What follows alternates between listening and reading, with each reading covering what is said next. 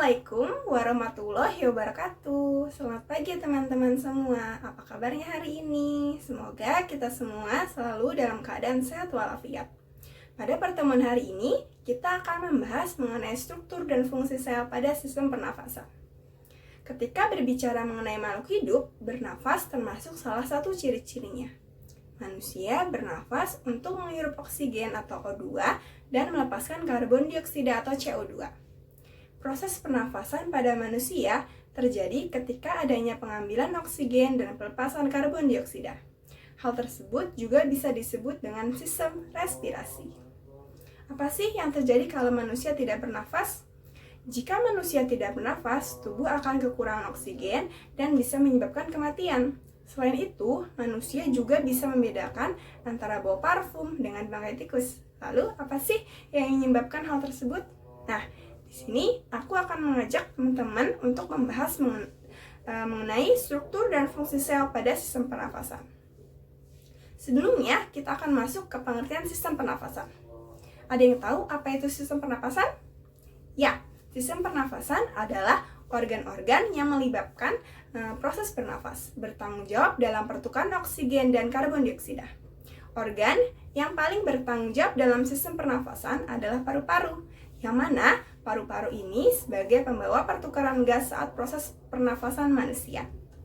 Jadi, kita sangat membutuhkan oksigen untuk bisa menjalankan fungsi sel-sel di dalam tubuh. Dilansir dari National Institute of Neurological Disorder and Stroke, kalau selama 5 menit aja udah nggak ada pemasukan oksigen ke dalam tubuh, maka sel-sel otak akan mulai mati, di mana hal itu akan menyebabkan kerusakan otak hingga menyebabkan kematian.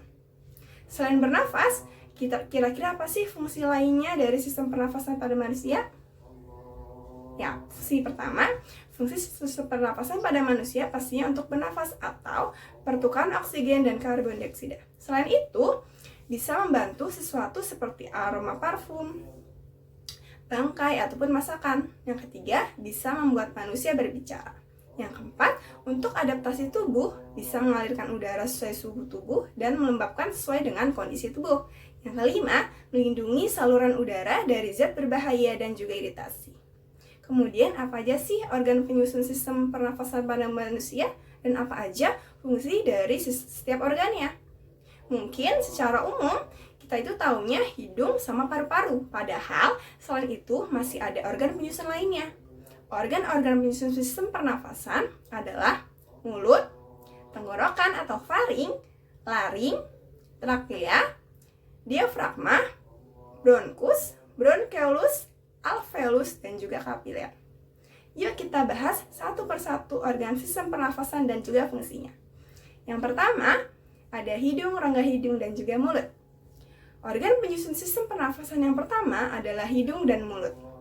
Hal ini karena keduanya merupakan organ yang secara langsung berhubungan dengan dunia luar.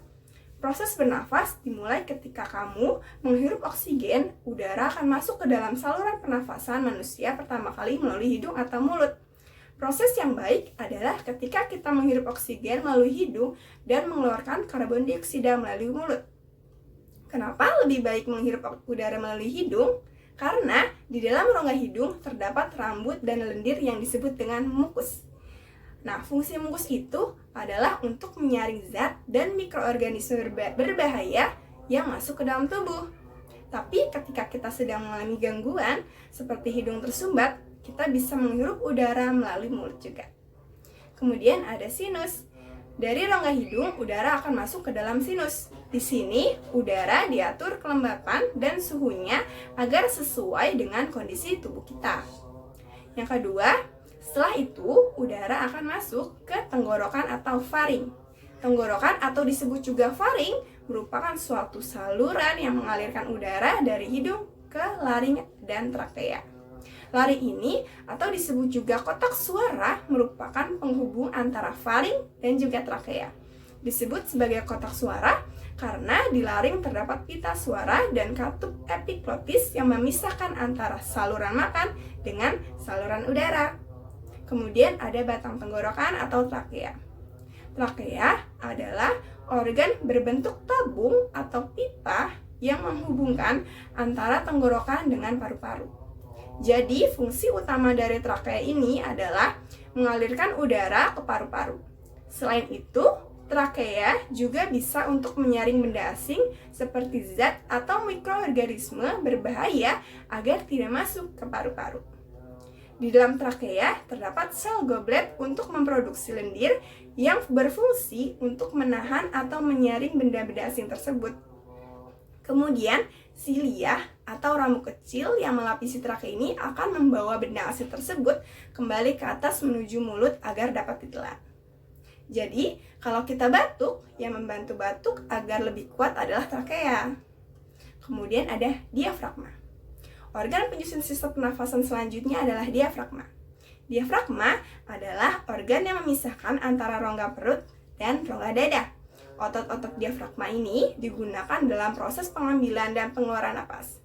Ketika kita menghirup oksigen atau mengambil nafas, maka otot-otot pernafasan di rongga dada akan mengembang dan diafragma akan berkontraksi, sehingga tekanan rongga dada akan menurun. Hal ini akan memudahkan oksigen masuk ke paru-paru. Sebaliknya, ketika kita menghembuskan nafas, maka diafragma akan mengendur dan ukuran paru-paru akan mengecil. Kemudian ada bronkus. Nah, trakea memiliki 2 cabang menuju paru-paru. Itulah yang disebut dengan bronkus. Menuju paru-paru kiri dan juga paru-paru kanan. Di dalam saluran bronkus terdapat silia yang bergerak maju mundur dengan membawa lendir atau mukus tadi. Lendir inilah yang akan mengumpulkan debu atau zat berbahaya lainnya agar tidak masuk ke paru-paru. Kemudian, zat berbahaya, misalnya itu virus atau debu, tersebut akan dikeluarkan saat batuk atau bersin. Yang selanjutnya ada bronkiolus. Setelah melalui bronkus, maka udara akan diteruskan ke bronkiolus dan berakhir di alveolus atau gelembung udara. Jadi, bronkiolus ini merupakan cabang kecil dari bronkus. Nah, di ujung bronkiolus ada kantung udara yang disebut dengan alveolus. Nah, udara yang berasal dari bronkus ini kan akan menuju ke alveolus. Jadi dinding alveolus ini sangat tipis dan terdiri dari sel epitel dan pembuluh darah kecil atau kapiler. Disinilah terjadi pertukaran oksigen dan karbon dioksida. Jadi, alveolus ada di dalam paru-paru yang di dalamnya berisi udara. Untuk selanjutnya itu paru-paru. Paru-paru ini merupakan organ penyusun sistem pernafasan manusia yang memiliki tugas utama untuk perpindahan gas, yaitu oksigen yang masuk ke dalam tubuh dan akan mengeluarkan karbon dioksida ataupun gas limbah lainnya dari tubuh. Nah, dilansir dari American Lung Association, paru-paru ini bekerja dengan sistem peredaran darah untuk memompa darah yang kaya akan oksigen ke seluruh tubuh. Kemudian, darah akan mengumpulkan gas limbah seperti karbon dioksida dan mengangkatnya kembali ke paru-paru untuk dipompa keluar tubuh. Untuk selanjutnya, apakah ada gangguan dalam sistem pernafasan? Ya, ada beberapa gangguan pada organ sistem pernafasan. Nah, tingkat atau laju pernafasan tiap orang juga berbeda-beda loh, tergantung dari berbagai faktor. Seperti tingkat usia, kondisi atau aktivitas, dan juga kesehatannya. Ada beberapa gangguan sistem pernafasan yang akan coba saya jelaskan. Yang pertama, ada hernia hiatus. Gangguan sistem pernafasan yang pertama ada hernia hiatus. Gangguan ini terjadi ketika bagian organ perut menembus rongga dada melalui lubang diafragma. Biasanya sih penderita ini mayoritas wanita. Penyebabnya diduga karena melemahnya diafragma akibat pertambahan usia, obesitas, bawaan, yaitu perkembangan diafragma yang tidak baik sejak dalam kandungan, kemudian kehamilan, batuk yang sering, dan mengejan saat buang air besar. Gangguan pada sistem pernafasan yang kedua ada asma. Asma merupakan peradangan kronis pada saluran pernafasan manusia, khususnya paru-paru. Gejala yang ditimbulkan dari penyakit ini adalah batuk, sesak nafas, nyeri dada. Nah, orang yang menderita asma akan semakin parah ketika di lingkungannya terdapat polusi udara, asap, infeksi serbuk sari, udara dingin, obat-obatan, bahan kimia, dan lain sebagainya. Hal ini karena penderita asma memiliki saluran pernafasan yang lebih sensitif dibandingkan mereka yang normal. Gangguan pada sistem pernafasan yang ketiga ada bronkitis. Gangguan sistem pernafasan selanjutnya ini adalah bronkitis. Ini merupakan peradangan yang terjadi pada bronkus. Seperti yang kita ketahui bahwa bronkus itu membawa udara dari paru-paru maupun sebaliknya. Gejala bronkitis adalah batuk, sesak nafas, sakit tenggorokan, nyeri dada, bahkan kehilangan kesadaran. Gangguan pada sistem pernafasan yang keempat adalah TBC. TBC atau tuberkulosis adalah penyakit paru-paru akibat bakteri Mycobacterium tuberculosis. Tapi bakteri ini gak hanya menyerang paru-paru, tapi bisa juga menyerang tulang, usus, dan juga kelenjar. TBC bisa menular melalui percikan ludah dan akan semakin rentan bagi penderita dengan kekebalan tubuh rendah seperti HIV. Gejala TBC berupa batuk yang berlangsung lama, demam, lemas, nyeri dada, berat badan menurun, kehilangan nafsu makan, dan juga berkeringat pada malam hari. Gangguan pada sistem pernafasan yang kelima ada pneumonia. Gangguan sistem pernafasan manusia yang terakhir ini ada pneumonia atau paru-paru basah. Penyakit ini merupakan peradangan pada paru-paru akibat infeksi. Infeksi tersebut menyebabkan peradangan pada kantung-kantung udara atau alveolus di salah satu atau kedua paru-paru. Nah, alveolus yang harusnya berisi udara tetapi justru dipenuhi oleh cairan atau nanah. Itulah mengapa penderita pneumonia mengalami kesulitan saat bernafas. Nah, berbagai masalah atau gangguan pada alat pernafasan manusia tadi bisa dicegah dan dihindari dengan menerapkan gaya hidup sehat.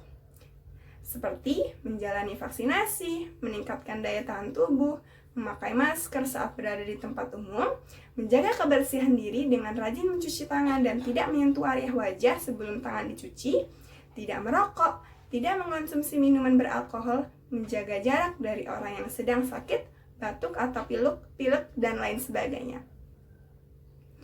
Nah, bahaya merokok bagi sistem pernafasan apa aja sih? Bahayanya. Nah, untuk mencegah dan menghindari gangguan pada pernafasan manusia, salah satunya adalah dengan menghindari rokok. Sebenarnya apa sih bahaya dari merokok itu? Nah, merokok dapat menyebabkan penyakit pada sistem pernafasan manusia seperti pneumonia dan juga kanker.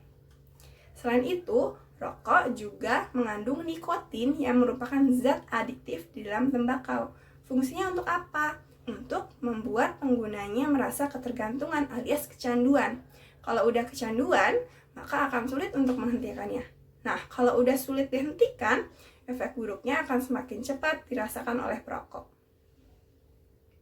Asap rokok ini dapat merusak sel-sel mukus atau lendir pada paru-paru. Rokok dapat membuat bronkus iritasi sehingga menyebabkan penyakit bronkitis.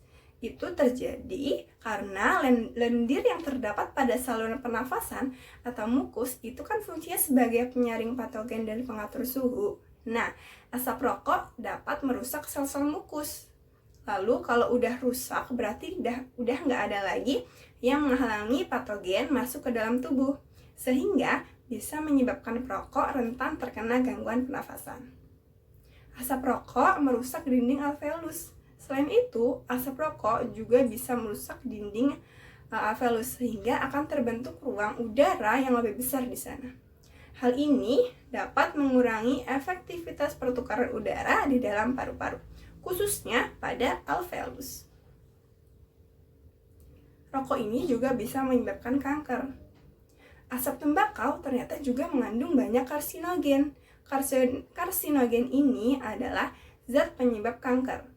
Ketika kita merokok, maka akan meningkatkan resiko kanker paru-paru, mulut, tenggorokan, dan juga kerongkongan. Awalnya udara dan aku, si mungil yang kamu lihat di sini, masuk ke mulut dan lubang hidung. Satu lubang hidung saja ya, karena lubang satunya beristirahat dengan sendirinya.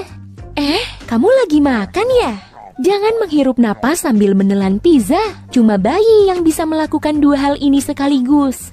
Kamu sudah sampai di faring. Disinilah udara dan makanan bercampur. Saluran ini panjangnya sekitar 12,5 cm dan berfungsi sebagai pemilah.